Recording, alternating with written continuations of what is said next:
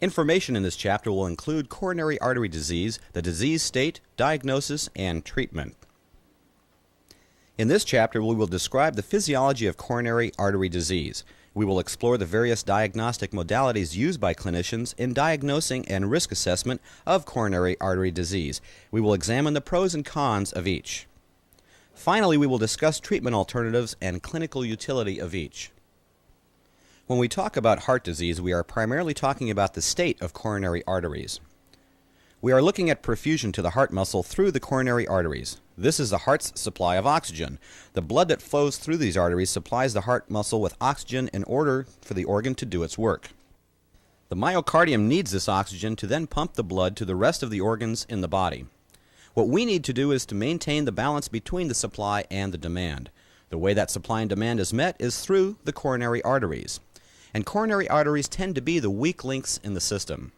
This is a visual example of a normal coronary artery. When there's no plaque, there's no problem. Blood can flow freely through the artery and it can dilate to meet increased needs. When you're at rest, you extract as much oxygen as you possibly can from the blood that flows through the arteries. When you exercise, you need more oxygen. This additional oxygen is provided by increased flow through the coronary arteries. When you exercise, you increase the flow of blood to your heart so that overall the heart is receiving more oxygen. When the coronary arteries are abnormal, the arteries cannot dilate as much and cannot respond to the increased need for oxygen during exercise. This heart abnormality manifests itself by chest pain to the patient during vigorous activity or exercise. With exercise, we create a differential in flow. The normal coronary arteries dilate to increase the supply of oxygen to the myocardium in response to the increased workload. You see this represented on the right side of this graphic. Compare this to the flow you see on the left side. The stenosis prevents the coronary arteries from dilating to effectively handle the increased workload. The result is anginal pain. As you know, thallium is used by the nuclear medicine professional to detect these differences in coronary supply. Let's now explore the various diagnostic modalities used by physicians to detect coronary disease. The chest X-ray is the most commonly used procedure and is the easiest to perform. As you know, the chest X-ray is performed when X-rays pass through the body, exposing film with a differential in density of tissue inversely proportional to the exposure of film. The chest X-ray shows anatomy of the heart, including the shape and size of cardiac chambers, veins and arteries, and valves. Enlargement of the heart on X-ray can mean the patient has congestive heart failure. Calcification of valves can also be detected.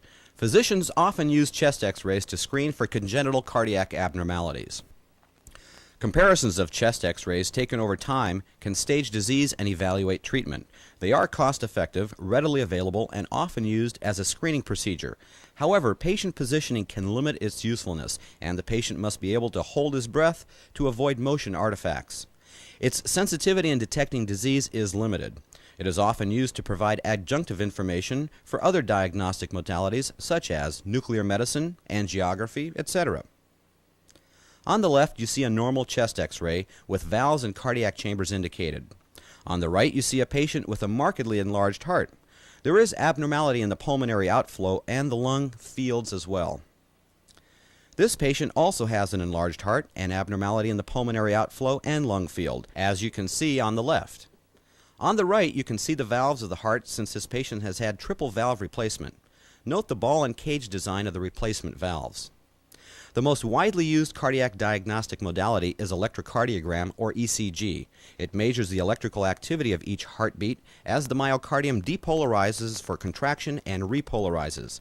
Electrodes are placed on the chest and limbs, and depending upon the information required, can use anywhere from 2 to 12 leads. The electrocardiogram generates waves produced by the electrical conduction of the heart. The electrical activity in the heart begins in the SA node, which depolarizes the atria, producing the P wave. Next, the QRS wave is produced by the excitation of the ventricles. Finally, the T wave is produced by the recovery of the ventricles. Arrhythmias give a different pattern of conduction and produce variations of the normal ECG pattern. Abnormalities in different areas of the heart produce predictable variations in the ECG pattern and give clinicians important information about myocardial damage. It is an important tool in the diagnosis of coronary artery disease and can differentiate ischemia from infarction. It is often used to evaluate the cardiac effects of electrolyte imbalances and myocardial drug toxicity. An electrocardiogram can give physicians a great deal of information in a short period of time. It is cost-effective, available in most clinical settings, and ordered as part of a standard protocol for cardiac assessment. As a standalone diagnostic modality, it has low specificity and sensitivity. False positives can occur with medication, and clinical information is very patient-dependent. Certain patterns in the ECG are indicative of various stages of coronary artery disease. Ischemia often results in ST segment depression or flattened or inverted T waves. Infarction, on the other hand, results in ST segment elevation, prominent Q waves, and T wave inversion. The exercise electrocardiogram provides the physician with a great deal of information on how the conduction of electrical impulses in the myocardium occur during increased workload.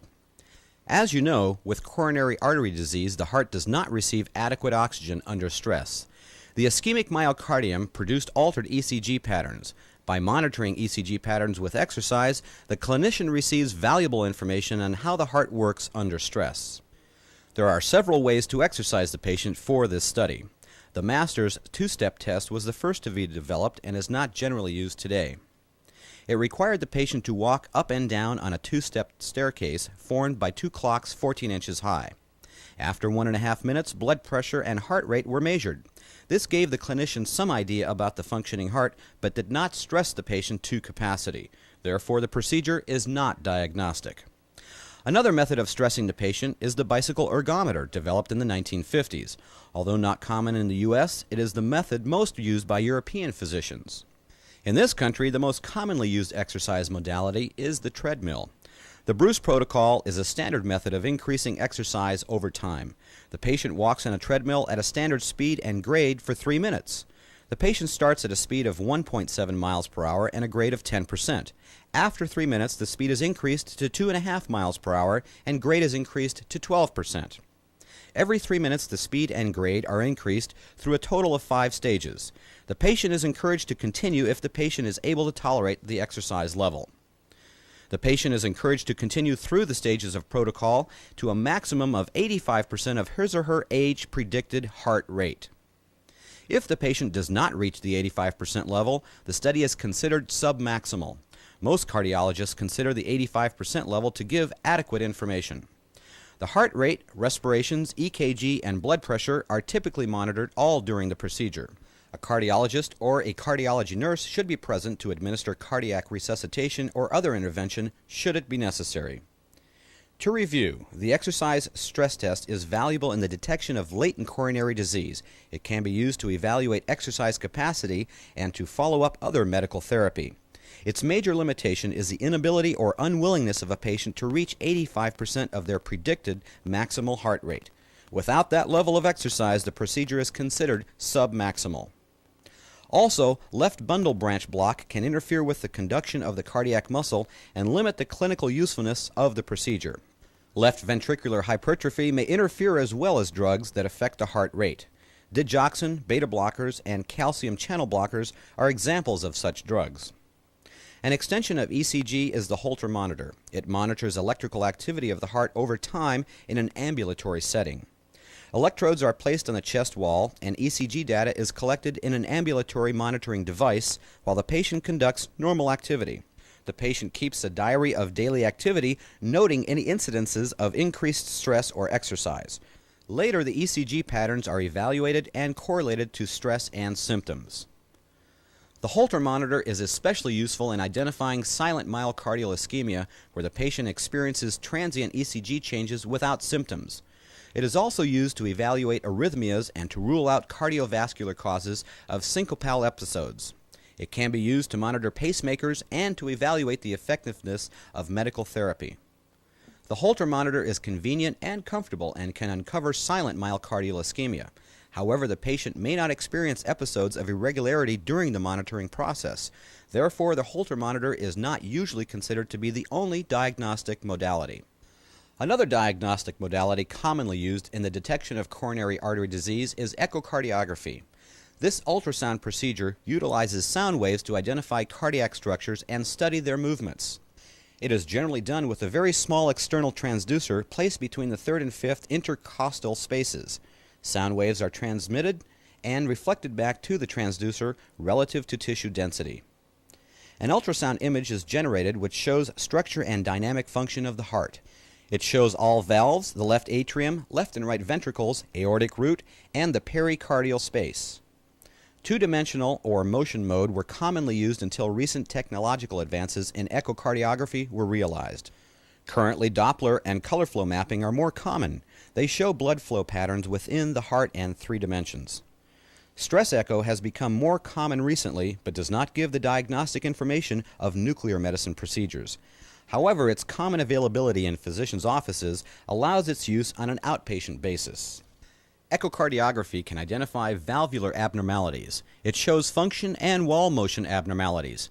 However, wall motion abnormalities are not optimal for studying coronary artery disease. Sensitivity and specificity of wall motion abnormalities for coronary artery disease are very low. Contrast echocardiography using a saline solution as a contrast media can be used to study congenital heart disease. Echocardiography can also easily detect pericardial effusion. The procedure is non-invasive and the patient experiences no pain. However, results are poorly reproducible since the procedure is very operator dependent and affected by patient cooperation. Stress echocardiography is a new technology developed to assess coronary artery disease. The information obtained compares ischemic to infarcted tissue, but variabilities based on techniques still exist. A variety of techniques are used and clinicians are not in agreement for the best techniques. Issues include type of exercise modality, the anatomical window used, and time of image.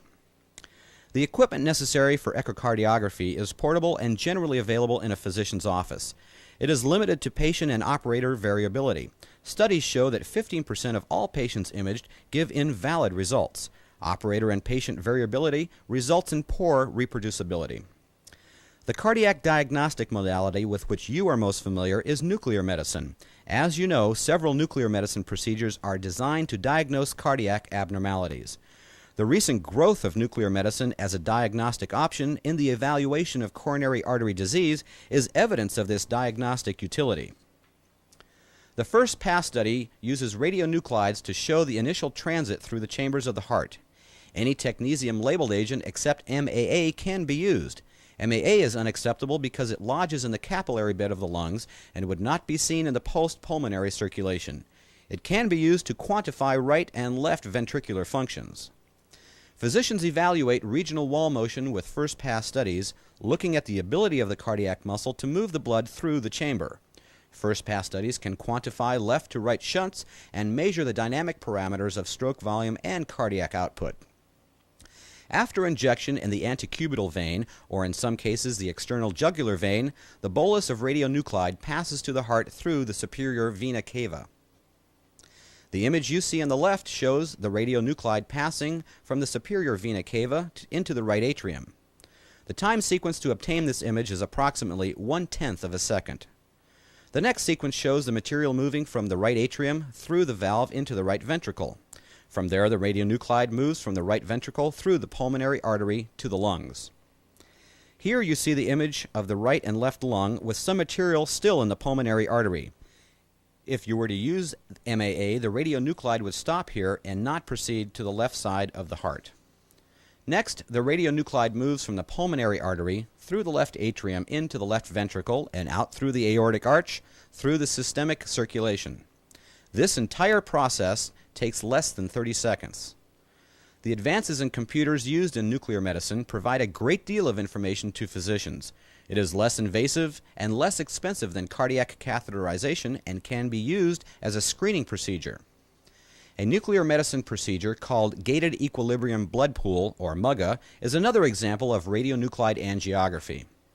In this procedure, red blood cells are labeled with technetium through the reduction of tin. As you know, this can be performed either in vitro or in vivo. This procedure follows the flow of blood through the cardiac chambers by viewing labeled cells as they pass through the cardiac circulation. Information is acquired over time, and multi-gated pictures are synchronized to the R wave of the ECG signal over many cardiac cycles. This procedure assesses cardiac function by quantifying ejection fraction of both the left ventricle and the right ventricle. It allows an evaluation of wall motion abnormalities. These kinetic images show the ability of cardiac muscle to move the blood through the chambers. Both quantification of blood ejected and the quality of wall motion can be assessed. Ventricular aneurysms can be detected by visualizing dyskinesis of wall motion. Gated studies are often used to follow up medical and surgical therapy and evaluate effectiveness. Here you can see an anterior normal gated blood pool study in the upper images. On the left you see the heart in systole. You see the right ventricle filled with blood. On the right, the diastolic image shows the left ventricle filled with blood. The images below show the 45-degree left anterior oblique view with systole on the left and diastole on the right. Note the left ventricle. By looking at both images, the ejection fraction can be calculated. The MUGA scan breaks the images down into several segments of cardiac cycle taken from R wave to R wave. Here you see images taken at various stages of the cardiac cycle. Note the left ventricle. A cardiac imaging procedure that images myocardial infarction is performed with technetium labeled PYP. This procedure is recommended when cardiac enzymes and ECG results are equivocal.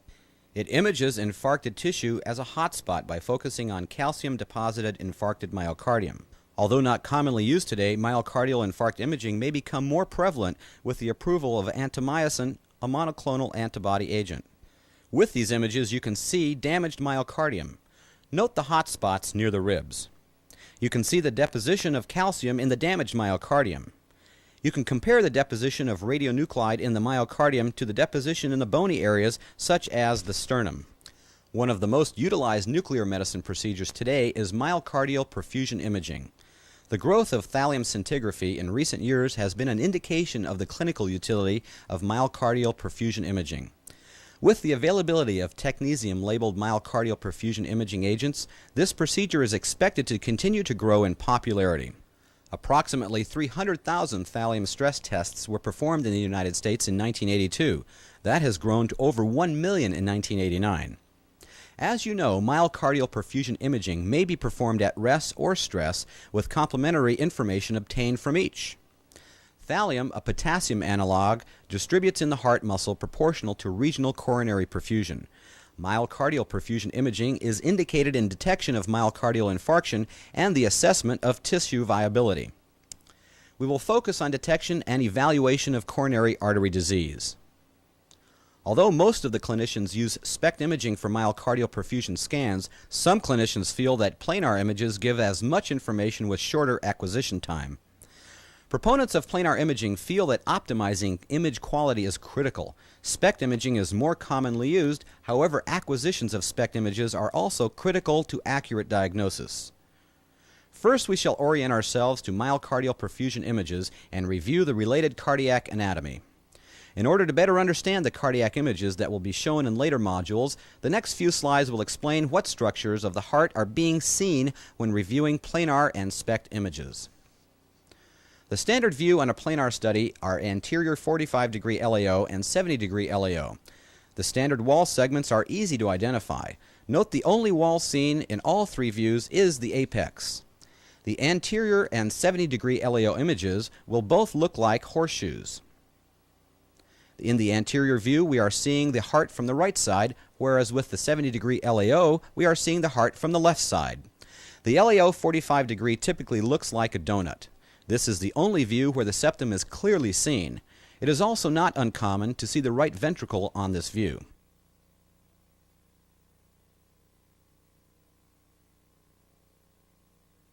An exercise thallium perfusion study is generally obtained with the patient being stressed on a treadmill using the Bruce protocol as previously described. The treadmill increases in speed and grade every 3 minutes through 5 stages, with the patient progressively increasing his or her workload.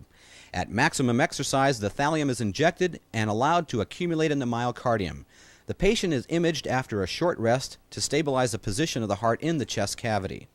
There are some limitations to myocardial perfusion imaging under exercise. If the patient does not reach the 85% workload or the patient has a low heart rate, the study may be non-diagnostic. Image artifacts or normal variations can interfere with the interpretation of myocardial perfusion images. For instance, apical thinning, a normal variant, can be interpreted as an abnormality. Left circumflex stenosis can also be difficult to interpret because of anatomical location. Now let's look at a variety of thallium studies and review the diagnosis obtained from these images. If a segmental defect is apparent on a stress image but not on the corresponding rest image, then it is defined as a transient myocardial perfusion defect consistent with exercise-induced myocardial ischemia. This exercise study shows decreased perfusion of the inferior and septal walls as seen in the anterior and LAO 45-degree views. The rest study shows corrected defects indicating stress-induced myocardial ischemia. This patient had a previous apical myocardial infarction, which is seen in both anterior views. The other views show defects in the lateral and inferior walls. Although there is some reversibility, the defect in the lateral wall is fixed, consistent with a recent MI. As we view the standard wall segments again, added are the coronary arteries and segments that are supplied by them. Reviewing the previous slide of the patient with ischemia, it is now easy to correspond to the affected coronary arteries. The inferior wall defect is due to an occluded right coronary artery, and the septal wall defect is due to the occluded left anterior descending. The fixed defect in the inferior lateral wall is consistent with the recent MI of the left circumflex coronary artery. SPECT images involve more sophisticated reading techniques and an understanding of three-dimensional imaging. Transverse slices are the first set of images reconstructed at the completion of a thallium stress test. This set of images is also referred to as the horizontal long axis view. The transverse or horizontal long axis provides information on the septal, lateral, and apical walls. This series of images gives the physician information at several depths starting from the inferior of the heart to the superior. The reference images indicate what part of the heart the slices are from. The sagittal or vertical long axis view slices the heart from side to side. This projection is similar to the planar anterior view. This view provides information on the anterior, inferior walls not previously visible on the transverse image. As with the transverse image, the apex is also seen here. This series of sagittal views displays cuts from the septum to the lateral wall. Lastly, but the most important set of images, is the short axis or oblique slices. The short axis or oblique view is a typical donut-shaped image we are accustomed to seeing. 4 wall segments can be seen with this view. The short axis images are displayed from the apex to the base of the heart. Again, the reference view gives us a perspective of the location of the slices. This figure illustrates the approximate location on a short axis image of the regions perfused by specific coronary arteries. This patient has an anterior wall stress defect as seen in these short axis images. If we remember from the previous slide, the anterior wall receives blood from the left anterior descending coronary artery. The 4-hour study shows no redistribution, which often indicates a prior infarction. However, in the 72-hour study, there is late redistribution. After surgery, the anterior wall is normal. Note the inoperative inferior wall defect. This indicates an occlusion of the right coronary artery. The vertical long axis images on the same patient also show the anterior wall defect and the late reversibility of the 72-hour study. The post-op images show a normal anterior wall and the new defect in the inferior wall. This study shows a posterolateral defect on the stress study. This area corresponds to problems with the left circumflex and the right coronary arteries. The 4-hour study shows some redistribution, however total redistribution does not occur until 24 hours. The post-op images show there is now even distribution throughout the heart. Cardiac catheterization is considered to be the gold standard for diagnosis of coronary artery disease. In this procedure, the heart is catheterized either through the right heart or left heart. This is done with a catheter inserted through the femoral artery or vein or into the antecubital area. There are several ways to catheterize the left heart. In the transseptal technique, a needle on the catheter punctures the septum. A contrast media is then infused across the septum from one ventricle to the other. This procedure is very invasive and is not routinely done due to increased risk. In the direct left ventricular puncture techniques, a catheter is inserted directly into the left ventricle through the chest wall. This procedure is also very invasive and risky and is not commonly used. The most common procedure for left heart catheterization is the retrograde aortic technique. In this procedure, the catheter is inserted through the femoral artery, through the descending aorta, and through the aortic arch into the left heart. In the upper diagram, you can see the coronary catheterization through the antecubital access.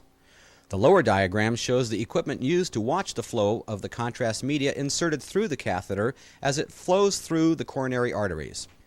Cardiac catheterization is used to detect and localize coronary stenotic lesions. It can evaluate congenital abnormalities such as shunting and assess valvular disease. Although very invasive, it can be used to quantify cardiac function, including ejection fraction. Nuclear medicine studies, such as gated blood pool study, give the same quantification with less risk. Cardiac catheterization is often done preoperatively to assess the extent of coronary artery disease before bypass and during the PTCA procedure. It can be used to provide hemodynamic measurements such as cardiac output and stroke volume. Cardiac catheterization involves considerable risk to the patient, including injury to the artery, production of emboli, possible induction of myocardial infarction, allergic reaction to the contrast media, and even death. One of the therapies available to treat blockage of coronary arteries is the percutaneous transluminal coronary angioplasty, or PTCA. In this procedure, a catheter with an inflatable balloon is inserted into the coronary artery. The balloon is inflated in the area of stenosis, physically increasing the diameter of the coronary artery. It is useful for patients who are high surgical risks and allows enlargement of stenosis to alleviate regional ischemia.